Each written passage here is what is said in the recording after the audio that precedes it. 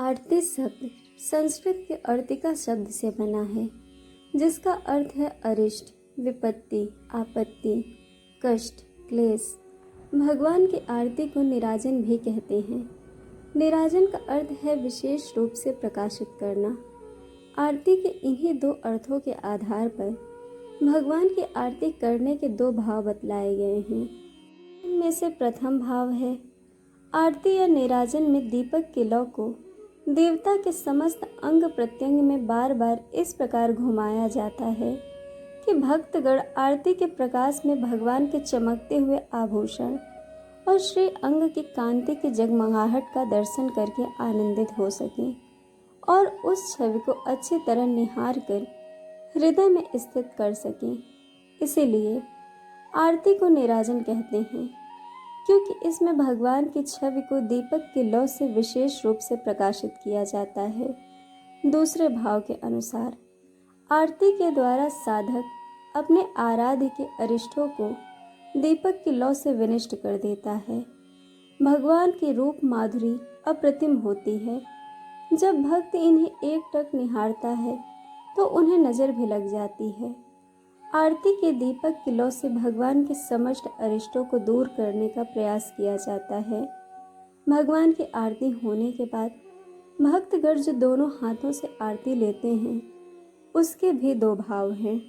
पहला, जिस दीपक की लौ ने हमें अपने आराध्य के नक्शे के इतने सुंदर दर्शन कराए, उसकी हम बलैया लेते हैं, सिर पर धारण करते हैं। दूसरा, जिस दीपक की बाती ने भगवान के अरिष्ट हरे हैं, जलाए हैं, उसे हम अपने मस्तक पर धारण करते हैं।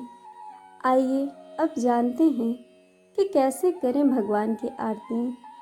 यह संसार के पंच महाभूतों पृथ्वी, जल, अग्नि, वायु और आकाश से बना है।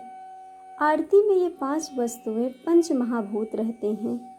पृथ्वी की सुगंध कपूर, जल की मधुर धारा घी, अग्नि दीपक की लौ, वायु लौ का हिलना, आकाश घंटा, घंटी, शंख, मृदंग आदि की ध्वनि। इस प्रकार संपूर्ण संसार से ही भगवान की आरती होती है। मानव शरीर भी पंच महाभूतों से बना है। मनुष्य अपने शरीर से भी ईश्वर की आरती कर सकता है, लेकिन कैसे? आइए जानते हैं।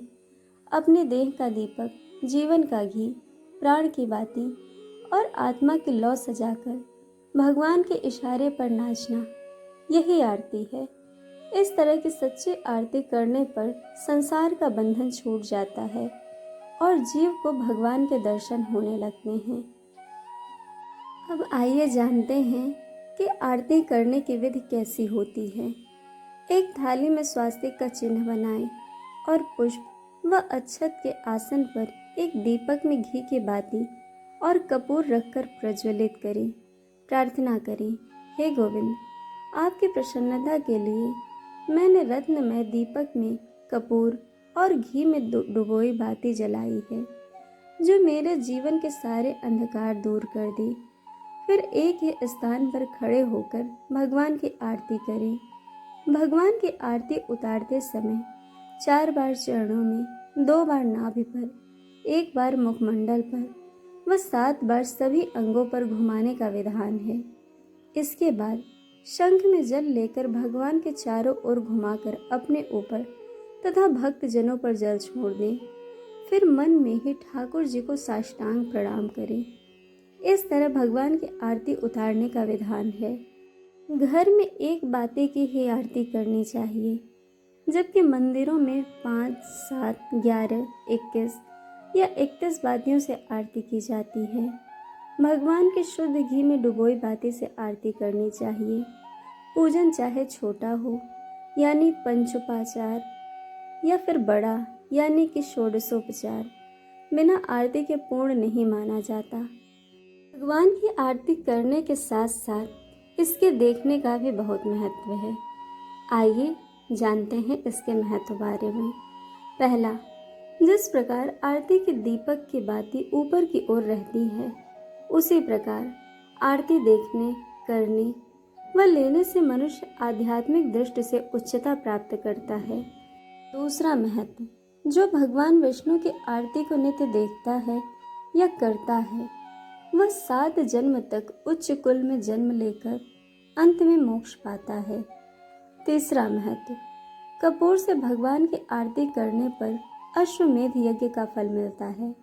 साथ ही मनुष्य के कुल का उद्धार हो जाता है और अंत में साधक भगवान अनंत में ही मिल जाता है।